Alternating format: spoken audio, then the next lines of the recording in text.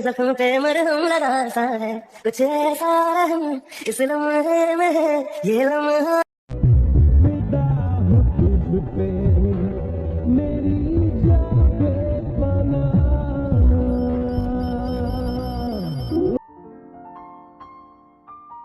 দেখতে দেখতে 2 মাস হয়ে গেছে জাংকুকের ফুলটুসি এবং তার পরিবার এখানে এসেছে।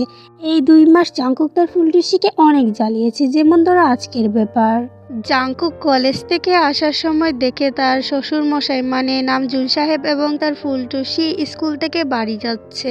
তোমাদের একটা কথা পরিষ্কার করে দিই, আরিম কিন্তু একজন টিচার। এই যে পাশের বাড়ির শ্বশুর মশাই।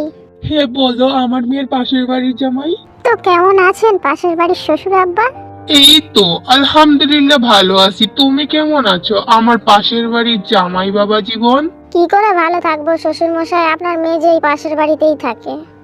এক জমিদার কম ছিল আরেক জমিদার এসে আমাদের পরিবারে যুক্তি দিচ্ছে, যেমন আমার বাপ তেমনই মানুষরূপী খরগোশ। আমার বাপ তুই মানুষরূপী খরগোশ বলতে পাগল, পায় না আমাকে বিয়ে দিয়ে দিতে। বাবা তুমি কি এখানে দাঁড়িয়ে দাঁড়িয়ে ঢং করবে নাকি বাড়িতেও যাবে? তোমাদের আমি আরেকটা কথা পরিষ্কার করে দিই, আমাদের নামজুন সাহেব এবং ইয়ুঙ্গি সাহেব দুজনকে কথা দিয়েছিলেন তাদের ছেলে মেয়েদেরকে বিয়ে দিয়ে তাদের সম্পর্ক আরো গভীর করতে। তার জন্যই আমাদের মানুষরূপী খরগোশ এত সাহস পাচ্ছে নামজুন সাহেবের সামনে তিরিং বিরিং কথা বলতে। এই যে ফুলটুসি, আসো না তোমাকে বাড়ি পৌঁছে দিয়ে আসি। হে মা, চলে যা জামাই বাবা জীবনের সাথে, আমার একটা কাজ আছে। এখানে আরেকটা দাহা মিথ্যে কথা বলছে আরাম সাহেব। বাবা আমি তোমার সাথে যাব। আরে মা, আমার খুব দরকারি একটা কাজ আছে, আমার অনেক দেরি হবে, তুই চলে যা না জাংকুকের সাথে। হ্যাঁ হ্যাঁ চলে আসো ফুলটুসি। তুই আর কোনো কিছু না বলে চুপচাপ গিয়ে জাংকুকের বাইকের পিছনে দূরত্ব বজায় রেখে বসে। আর একটু কাছে এসে বসলে কি হতো? দূর বলেই জাংকুক বাইকটা স্টার্ট দিল, পরেতে তার থাল সামলাতে না পেরে জাংকুককে জড়িয়ে ধরে। দুজনকে একা ছেড়ে দিলাম যাতে করে দুজনের মধ্যে ভালোবাসাটা বাড়ে, না হলে আমি কখনোই চাইবো না আমার মেয়েকে তার পছন্দের বাইরে গিয়ে বিয়ে দিতে। এসব করে যদি দুজনের মধ্যে ভালোবাসা বাড়ে তাহলে আমি তাই করব। জাংকুকের মতন ভালো একটা ছেলের সাথে বিয়ে ঠিক করে আমি ভুল করিনি, হয়তো বা সে আমার মতন খুবই চঞ্চল। এই যে বুইরা হাঁস, আপনার গুণধর ছেলে কই? শুনুন মিস্টার বুইড়া বিলাই, বেশি বিড়ালের মতো মেও মেও করবেন না। কি বললেন মিসেস বুইরা হাঁসের বাচ্চা? আমি বিড়ালের মতন মেও মেও করি? তাহলে আপনিও শুনুন, আপনি সারাদিন হাঁসের মতন পেক পেক করেন। আহা বাবা মা তোমরা ঝগড়া করতেছো কেন? এদিকে আমি বাঁচি না আমার জ্বালাই, আমার শাশুড়ি মা আমার ফুলটুসিকে অন্য জায়গায় বিয়ে দিতে চাই। ভালোই হয়েছে, তোর মতন তিরিং বিরিং করা ছেলের সাথে কোন মা বা চাইবে বিয়ে দিতে? চাকরিটা কি করিস নাকি? সারাদিন তো আছিস তিরিং বিরিং করার মধ্যে। কত করে বললাম আমার সাথে কলেজের সাথে সাথে চাকরি কর, কিন্তু কে শুনে কার কথা? আমি কামাই করবো আর উনি বসে বসে খাবেন। বাবা গো, এই মানুষ রূপী মেও মেও করে বিড়াল, তুমি চুপ থাকো তো। আহারে আমার ছেলেটার মুখ তো শুকিয়ে গেছে। বাবা তুই চিন্তা করিস না, ওই জিনু বেটির সাহস তো কম না আমার বৌমাকে অন্য জায়গায় বিয়ে দিতে চায়। আচ্ছা বাবা তুমি চাও তাহলে আমি করব, কিন্তু আমার একটা শর্ত আছে। আহারে প্রাণটা জুড়িয়ে গেল তোর মুখে চাকরি করার কথাটা শুনে। আব্বাজান তুই কি চাস বল, তো সব সত্য মানতে রাজি। বেশি কিছু না, আমার ফুলটুসির সাথে বিয়ে দিতে হবে, তাও আবার তার 18 বছর হলে। আচ্ছা আচ্ছা ঠিক আছে সে ব্যবস্থা না হয় আমি আর আরেম করে ফেলবো, কিন্তু জিনবাবিকে কে রাজি করাবে? বেটি যা জল্লাদ। সে চিন্তা তোমায় করতে হবে না বাবা, আমার শাশুড়ির ব্যাপারটা আমার ওপর ছেড়ে দাও। শাশুড়ি আম্মা যান রাজি হবে না সমস্যা নাই, ওনার মেয়েকে তুলে নিয়ে এসে বিয়ে ছাড়াই বাসর করব, তারপর দেখব উনি রাজি না হয়ে কোথায় যান।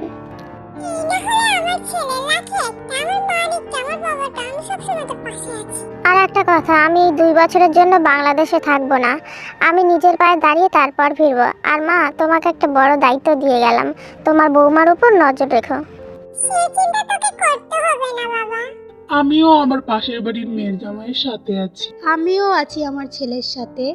এতক্ষণ কে যেন আমার চাকরি নিয়ে কথা শোনাচ্ছিল? কই আমি না তো।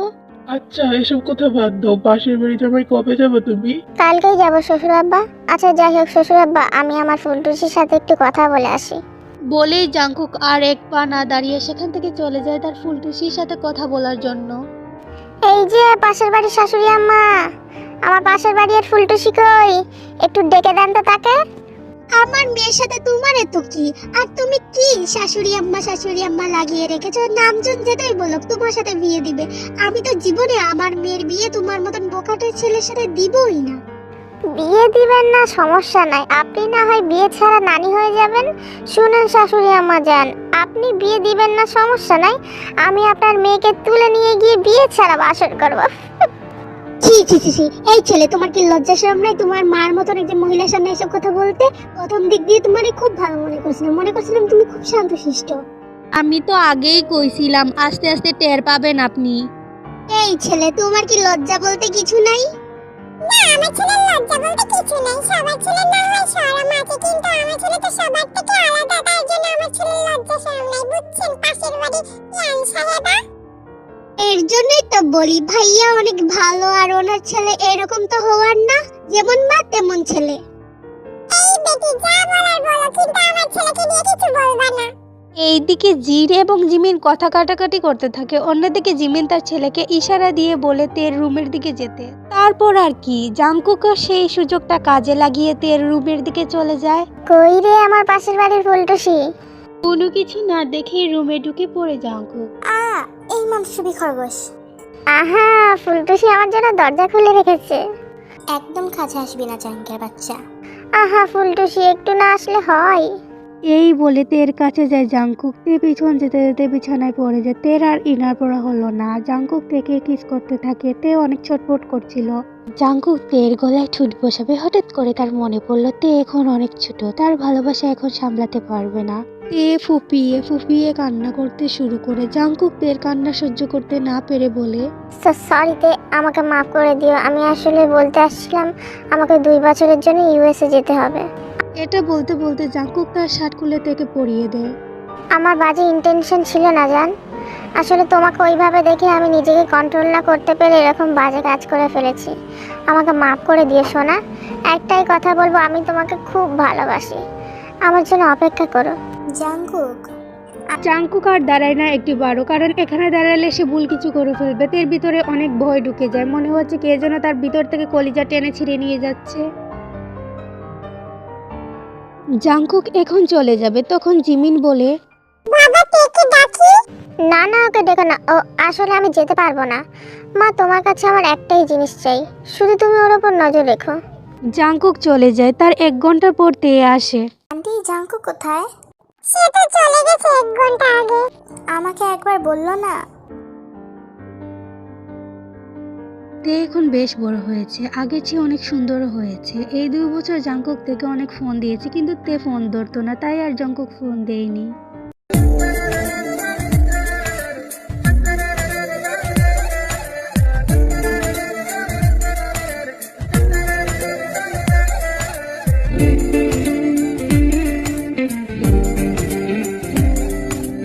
এখন হয়তোবা তোমরা ভাবতেছো তে এত সাজতেছে কেন? আসলে আজকে আমাদের জাংকুক বাংলাদেশে আসবে, তাই তে এত সাজাসাজি করতেছে। জাংকুক বাড়িতে ফিরেছে শুনে তে জাংকুককে দেখার জন্য যায়। পর্দার আড়াল থেকে জাংকুককে দেখতে থাকে, বাড়ির ভিতরে ঢুকবে কিনা ভাবছে। তবে জাংকুক চুরির আওয়াজ শুনে পিছনে তাকায়। পিছনে তাকিয়ে তেকে দেখে বেশ খুশি হয়, তের কাছে যায়, তবে বাইরে গিয়ে তেকে পায় না। তার বুকে অভিমানের মেঘ সৃষ্টি হতে থাকে। একবার শুধু বিয়েটা হোক, তারপর হাড়ে হাড়ে বুঝাবো। আগে কত মানুষরূপী খরগোশ বলতে, এখন তো কিছুই বলে না মির্জাফর বেটি। এই ফুরির গড়ে ফুরি, তোর কি তো হইছে গো? আমার নাতিন জামার লাগি তে কিতা করে? যা তার খান্দার যা। যাবো না। এত শরম পাইলে ওই বনি গো ফুরি। জাংকুক তের কাছে আসে, থেকে 1 নজর দেখে কিছু না বলে চলে যায়। তাতে অবশ্য তের খুব রাগ হয়। 2 মাস পর তে কুকুরের বিয়ে।